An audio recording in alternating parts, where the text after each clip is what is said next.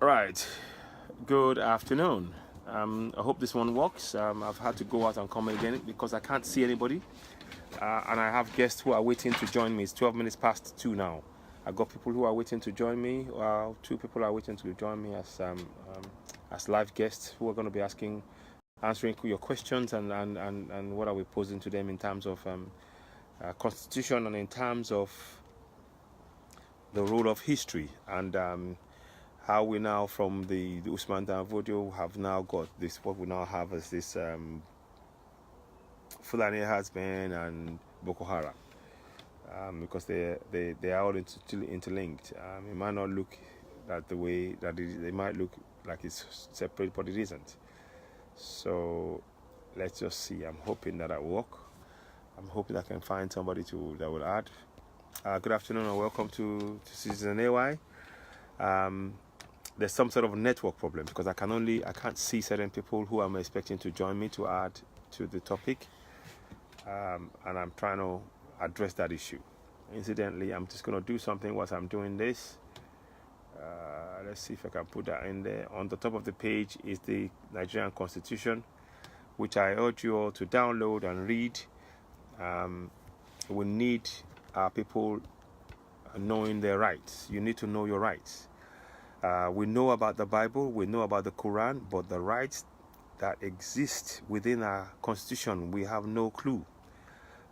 Say chapter 4, for example, of the Constitution states, and I'm going to state that to you again. It states that chapter 4, which I'm going to just quickly go into now, just make sure we're on the same page. Chapter 4, section 1, 33, section 1, states that every person has a right to life and no one shall be deprived intentionally of his life, save in execution of the sentence of a court in respect of a criminal offense of which he has been found guilty in Nigeria. So that's what chapter 4 of our Constitution states. We are all entitled to our lives. So when just that alone, I'm putting that in sharp focus, bearing in mind the 300 who were killed and the countless others have been killed across Nigeria on the basis of religion, and cattle. It is wrong. The Constitution is something that backs our right to life. And if many Nigerians knew this, the attitude to things would be a lot more different, and we need to spread this message. So I urge people to share this message as you're coming in, and we talk about this. I'm going to go a bit more into it. I will go a bit more into it. Section 2 of the Section 33(2) says a person shall not be regarded as having been deprived of his life in contemplation of this section if he dies as a result of the use of the use to such an extent and in such circumstances as permitted by law of such force as is reasonably necessary. So they have to use reasonable force if they're going to apprehend any Nigerian, but they still have to, make sure his right to life is not threatened. For the defense of anybody, for the defense of any person from unlawful violence or for the defense of property. In order to effect a lawful arrest or prevent the escape of a person lawfully detained or the purpose of suppressing a riot, insurrections, or mutiny. Now, that is just basically the first part of the chapter 4 of the.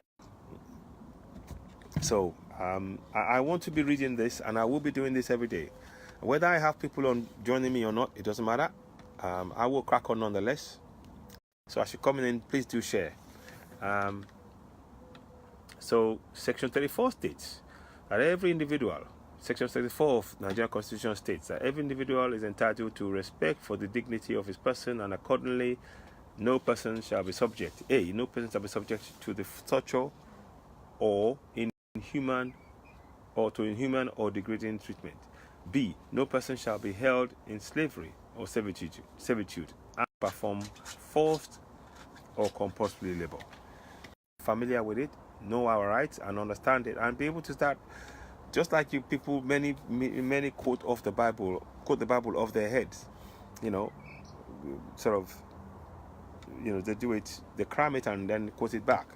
We want Nigerians to start doing that with the Constitution. You need to know it so that when you go and have interaction with any government official or government or body, you can quote the necessary part that you need to defend yourself and prevent your exploitation of who you are. So that's why I talk about that. Section 34(2) says, for the purpose of subsection 1 to 3, forced or compulsory labor does not include any labor required in consequence of the sentence of a court. Yes, any labor required of members in the armed forces of the Federal Republic of Nigeria, police force in pursuance of their duties as such as beg your pardon. And then it goes to the purpose of subsection 1C of this section, forces compulsory labor does not include any labor required in consequence of the sentence of an order of court, sentence or order of a court, any labor required of members of the armed forces of the Federation of Nigeria, of the Nigerian police force, or in pursuance of their duties as such. In the case of persons who have conscientious objective to serve in the armed forces of the Federation, any labor required instead of much service. So, basically, good afternoon, Samson. How are you doing? Good. Let me see if I can add you. Fantastic. I'm adding you right away. Add. Thank you. So, I've just been talking about the Constitution. I'm hoping you can spend a few minutes with us, maybe half an hour. We can then crack on. And he will join that he'll be out. Good afternoon to you. Good afternoon. How are you? Yeah, good afternoon, AY. Good afternoon, AY citizen. God bless you. God bless you for the fantastic job done. God bless you too, my brother. God bless you too. Good afternoon. Good afternoon to you. I mean, it's really great to see you championing a lot of our rights as citizens of Nigeria, and we commend you for the work you're doing to raise awareness about our rights, to get our High Commissioner to be working for Nigerians, to be representing Nigerians, to be standing there defending Nigerians and working as they should for Nigerians. I wonder if you could give us an update on what's happening with the campaign at the High Commission, and also any further updates you might have for us before we proceed into the topic of the day. Okay, thank you very much, AY. We have a lot of activities ongoing. Let me start with Nigeria High Commission at the moment. Yes. If people have been watching me for a couple of weeks, they could see that I'm doing a peaceful protest that Kabil Bala must go. Yes, I've been following that. What brought about the Kabil Bala must go? There are many unsettled questions that the agent of change have had meeting with the Deputy High Commissioner Kabil Bala 4 times regarding these issues, and all these issues remain unsolved. Now, for example, since last year, we had written many letters to the Deputy High Commissioner regarding why do Home Office regard Nigeria as a non-English speaking country. Indeed. Now, the Deputy High Commissioner, when we raised this issue with him last year, November, he said he's not aware of it. And we told him to do his research on it. So that they can know the plight or the grievances that we are facing in the UK. So we had a second meeting. We asked the Deputy High Commissioner. The Deputy High Commissioner never gave us any responsive feedback. That was our second meeting. On our third meeting again, we asked the Deputy High Commissioner, what about the letter you promised to inquest from the Home Office why are we classified as a non-English speaking country? The Deputy High Commissioner have not written letter. On the fourth meetings again, the Deputy High Commissioner could not come out with any evidence that they have done something in our favor. Goodness me. So in this regard, the agent of change now sees that the Deputy High Commissioner is ineptitude in office, is ineffective in office, yes, is inefficient in office, absolutely, is unprofessional in the office. So that is what brought about the Gabriel Bala must go. You see, and when we had our last meeting, I think on the 16th of May, or the 16th or 18th of May, with the Deputy High Commissioner, when we told him, sir, with due regard, if you fail to discharge your contractual obligation to Nigerians in the UK, please, we will ask you to resign. Yeah, indeed. Because we want effective system. We want effective institution. The era of intimidation is over. And amazingly, this Gabriel Bala, the Deputy High Commissioner, he has to behave irrationally on that meeting. He was so furious, saying, who are you to challenge my authority that if I don't do the job, I get resigned or you get sacked? I said, sir, with due regard, we can sack you. I said, Section 14(2) A or B gave me the power as a citizen, as a stakeholder, there you go. To require you to do your job. Yeah. Because sovereignty belongs to me as a citizen. Yes, that's it. So if you fail to do your job, I can make a protest for you to resign, for you to go. Indeed. So the Section 14(2), I like that. No. So on that very day, the meeting was held inconclusive. Oh gosh. Because the commissioner, in his entire history, he has never seen somebody that challenged him to that level. Indeed. And this is what we Nigerians need to do. We need to do this. Until the time we started challenging our authorities, all people in the corridor of power, we need to start challenging them. If you realize they're not doing their job, they're not dispensing their contractual obligation to the esteem, you need to challenge them. Exactly. Because we fail to challenge them.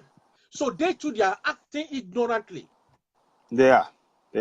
So until when we know our right, and we must not be seeking for favor. No. For example, I've seen a lot of groups going to Nigerian Commission, holding meeting with them. I've seen a lot of groups going to Nigerian Commission, holding meeting with them. Ask them, what is the outcome of their meetings?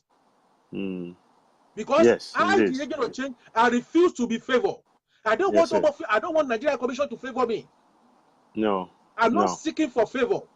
That is why I could challenge the Deputy Commissioner that if you don't do your job, resign. Yeah, absolutely. So they can't invite me. True. So they can't invite me for such an occasion where I'll be attending the seminar with them, dining with them, because I say the truth. So many of the people that are going there regularly, showing to us on Facebook, Facebook, that they're working with Nigerian Commission, ask them what have their results. What are the results from them? Because they don't invite me, and I don't want to be invited. All what I want is a good job, a well done job. That's it. So exactly. I'm not looking. I told the commissioner, I am with you. I'm not looking for favor from you. I'm not looking for any help from you. All what I want is quality delivery of services to the UK diaspora, and that is the end of the game. That's it. So that is one of the things that led to the peaceful protest that is ongoing in Nigerian Commission up to today. I will be there tomorrow for this peaceful protest to continue. Also, let me come back to the UK protest. Okay, the UK protest is about the we are waiting for the police to confirm the date for us, which is on the 20th of July 2018. Time 10 a.m. We're going to meet at the Elephant and Castle, and from there we're going to migrate to number 10 Downing Street. The purpose of this peaceful protest is regarding the Home Office application fees to the non-EU nationals. Yeah. For example, if you look at it critically, the Home Office application fees to the EU citizens, the adults have to pay £65 for application per applicant. Yeah, exactly. The EU children have to pay £32.50 per applicant. Per applicant, yeah. Now, let's come down to the non-EU nationals. The non-EU nationals adults, for leave to remain, they pay £1,033. Wow. For indefinite leave to remain, adults, they pay £2,389. That's incredible. Now, let's come down again to the non-EU nationals children. Okay, now, the non-EU national children, for their leave to remain, they pay £1,033 like adults. Wow. The non-EU national children, for their indefinite leave to remain, they pay £2,389 like adults. Wow. So in this situation, the agent of change sees it as contrary to the Equality Act 2010. Yes. That says there must be no discrimination. Yes. So you're talking in relation to the UK law here now. Yeah, to the UK law. Yeah, okay. Yeah, that's why I'm citing the example of the EU nationals and the non-EU nationals. Okay. So the UK law backed them up. Under the Equality Act 2010, there must be no discrimination to race, nationality, or your origin. Indeed. So in this situation, the agent of change sees it as a discrimination to the race and nationality. So that is why we are going to have a peaceful walk on the 20th of July from every castle to the parliament. Okay, so let me just make sure. So Nigerians, you heard that now. On the 20th of July, there's going to be a peaceful protest, peaceful walk. Is that correct? Yes. Okay. So from what time? And 10 a.m. 10 a.m. Okay. 10 a.m. at Elephant Castle. Okay. So let me just. I'll put it on here. Okay. Elephant Castle beside the station. Peaceful protest from Elephant and Castle. I'm just going to put it on here so that people can join in. Elephant and Castle on the 20th of July. Is that correct? Yeah. That's a Saturday, isn't it? No, Friday. Friday. Okay, beg your pardon. 20th. It's a Friday, 20th of July. Okay. So from what time? From 10 a.m. you said? From 10 a.m. Yes. Okay. I'm gonna just put it on here so people can. 2 hours protest. 10 to 12 noon. Yeah. To 12 p.m. A 2-hour protest. Okay. Yes. Okay. I'll put it on there. PM. Be there. I'm gonna put be there. We want. This is for your rights, Nigerians. Be there. So I've put it on there so people can actually join that. And this one, the Home Office one from the Parliament to the, it's not for Nigerians alone. It's all EU, non-EU nationals. Okay. So all non-EU nationals. Okay. Yes. It's not Nigerians alone. Okay. That's that makes sense because we are all affected by this. Yeah. Okay. Good. That's good to know. I'm putting it on here, and perhaps maybe if you could put something on top of if you could put something on, we'll have to put something on the Agents of Change page as well to announce that. Yes, I will do that.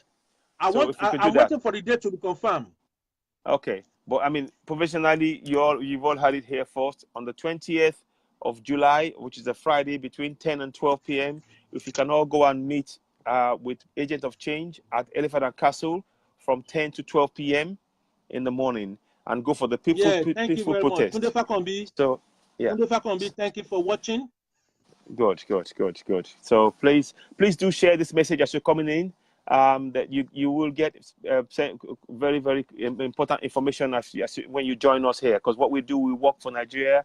This is a selfless service that's been done by Agent of Change himself, Samson Akiola, our resident lawyer. He's someone that I have immense confidence in. He's passionate about human rights for Nigerians and indeed for non-EU nationals who have been denied, in many cases, their rights. So he's the one who's championing that, and we should all get behind him and support him. So I'd like to see as many Nigerians as possible on the 20th of July get behind him on this date between 10 and 12 p.m., 10 a.m. to 12 p.m. in the afternoon, and do this peaceful protest. It's very important because many of the laws that's being passed it's unfair, it's unjust, and he's highlighting it, and we should all. And this is not for Nigerians. You can be, if you're an African, this applies to you. If you're South American, it applies to you. It's all non-EU. This law applies to non-EU, and we fall in that category. So let's not stand by the wayside. So you carry on, please. Do carry on. Thank you very much, Dominic. Dominic, my lend colleague, thank you for watching. Thank you, Dominic.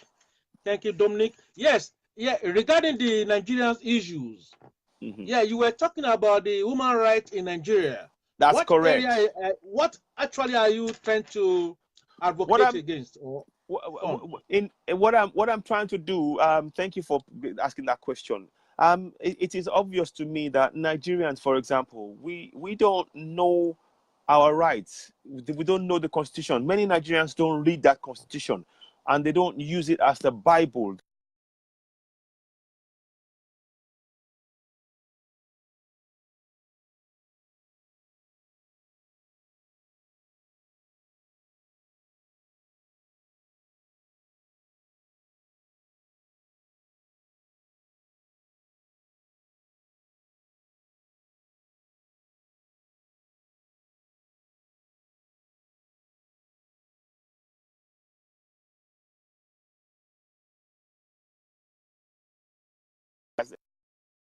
It was just a call. Hello. Oh, no. Add him back. Add. Right. Okay. Yes. Can you get me now? Yeah. Sorry about that.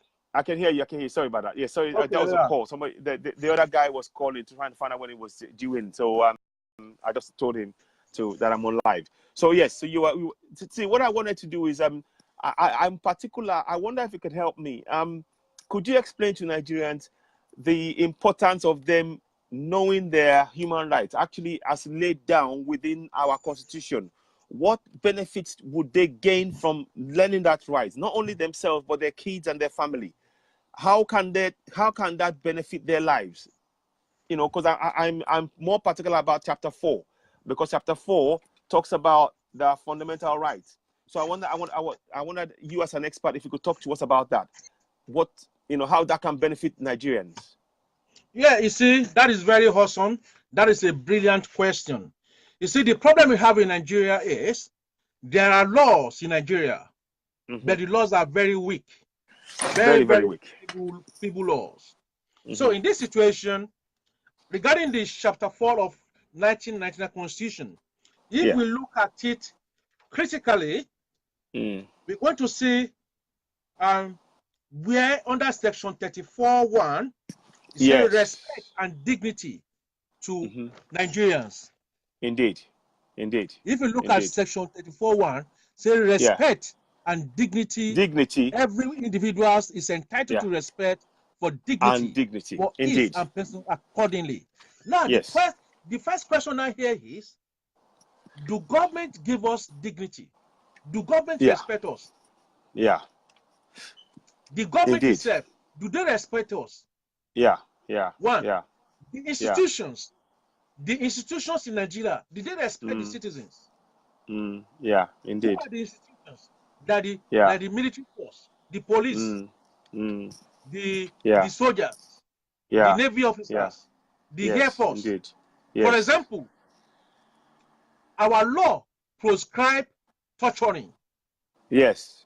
Under section say you must not be tortured by anybody. That's it. Now, when police have no right, or any military personnel in Nigeria, they have no right to torture anybody, irrespective of anything they do. Yeah. Yeah. So now, in my own opinion, in order to come out of this entanglement, I Yes. think we need to put our government into pressure. Yes. We need to Yes, indeed. enforce this law. And that is what you and I are doing right now. Exactly. Because the government, they are hearing our complaints now. Yes, they are. That They are. people are now agitating for effective governance. Yeah. And until when this thing happens, before we go to have a way out. Exactly. Number one, Exactly. the police must not take bribe. It is there. No. In Yes. theory. But in practical, Exactly. it is a different ball game. Yeah. Yeah. Indeed. Indeed. So all those things counts against poor governance. It does. It really does. Now, to get it done, how can we rectify this area now? That's my own problem. How can we rectify it? It is very simple, in my own opinion. Yeah. Number one, people are talking of restructuring the country. Restructuring the country. Restructuring. That is good. But that should not be the fundamental issue, in my own opinion. For example, what is our plight in Nigeria? Our real fundamental problem in Nigeria that we know is corruption. It is. Indeed. Now, how can we deal with corruption? I think if you look at Section 15 of 1999 Constitution, let me look for it. I think Section 15 talk about it. Yeah. Accordingly, national encourage. Section 15.5. Look at Section 15.5. Yes. Yeah. It said, corrupt practices Can you read it? Power. Yes. The state shall abolish all corrupt practices and abuse of power. Now, let me try to interpret that area for you as a lawyer. Yes, they said the state should abolish all corruption and abuse of power. Indeed. Now, indeed. The Nigerian government is fighting corruption. How is it fighting corruption? Is it fighting it holistically or sectionally? Yeah. That is the question. Indeed. Is it fighting corruption or as a nationwide? Yeah. Or indeed. Or a particular group of people? Yeah. Indeed. Indeed. From my own thinking and observation, I could say that the present government is fighting weaker party or weaker people or weaker personnel. Yes, because it is. We need to, for us to come out of corruption, we need to start from our own discipline, from my own family. Exactly. I need to start from my own family. That my family are clean.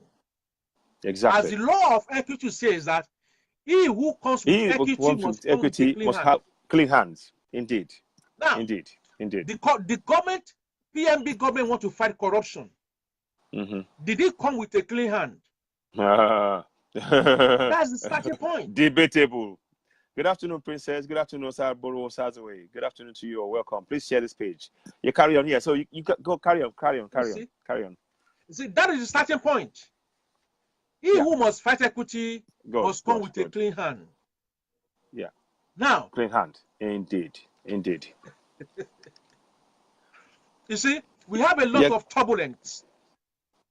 We have a lot of problems. Yes, we do. Indeed. But we can sort it out. But we refuse to sort it out. For example, look at the recent news where one of our leaders say Nigerians need prayer. We should pray for Nigeria. In my own opinion, which is hello. Yeah, I'm listening. Go ahead. Yeah, in my own opinion, I don't think the prayer is necessary. Why? Because we have all what it takes to govern the country. Yes. For example, look at the bad roads that cause accidents regularly. Are we going to pray to God to fix our road for us? It's a joke. Look at the hospital. It's a joke, frankly. Look at the hospital in a deplorable state. Are we going to pray to God to come down and fix our hospital for us? No. Look at all our local governments. Look at Nigerian roads, open gutter. People fall down there and get soaked. Truck fall down on the gutter and get burned. Are we going to pray to God to come and fix our drainage for us? Exactly. Yeah. So there are a lot of things that you see, to govern Nigeria, we need to move out of hypothesis. We need to move out, we need to reason, think outside the box of hypothesis. For the government to call on prayer for Nigeria, in my own opinion, I see it as an hypothesis test. Exactly. But we should try to get out of the hypothesis test and input scientific approach. That's it. Indeed. We need to start thinking. How many times have you seen our government officials sitting down, having a critical talk on how can we improve Nigeria? No, all they do is pray. I've never seen them sitting down that how can we move Nigeria forward? All what they do is seminar upon seminar upon seminars. And you ask them the following month, what is the outcome of that seminar? They can't tell you. It's gone. It means nothing. So that means we are not doing things in the right way. And how do we want to get a positive result? Yeah, indeed. Until when we do things in the right way, before we have a positive change. Yeah. If we don't do it in a positive right, we can't get it done. Thank you, Wale Banire, my brother. Wale Banire, thank you very much. Bayowa, thank you very much. Laura Makinde, thank you very much for watching. Thank you for thank you for joining us live. So we are talking about the governance in Nigeria. Government should abolish torturing. And I will be in Nigeria this year to come and run a peaceful, consistent, persistent, peaceful protest regarding these areas.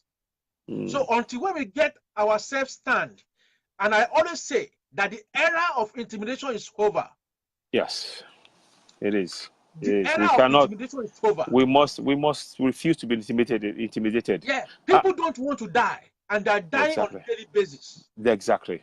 Look at the tanker that many people get burned. Yeah, there was more than 9 that died. Damage. They said they don't want to address that problem by attacking the politician pen shots. Yeah, they refuse to fight them. Exactly. Because they don't want to die, and they are dying we're dying in we're dying daily. Nigerians. Comes. A lot of people go to hospital, they die there because they haven't got money. Just 2,000 naira. A lot of people die. Just this afternoon, a lot of people die in Nigeria. Exactly. Just this afternoon, and they don't want to fight the corrupt leaders. Exactly. Because they don't want to get killed, and they are dying every day. So until when we erase this myopic mentality, then before you can move forward, we have to obliterate the spirit of fear and the weak and the poor governance installed in our mindset. For example, I used to watch one of our thank you, Wale Banire. Oh, yeah. Thank you, Wale Banire. Okay. You see, a lot of our leaders, they are inputting wrong doctrine into our mindset today. Yeah. The doctrine being pervaded in Nigeria today called Jeunsoke.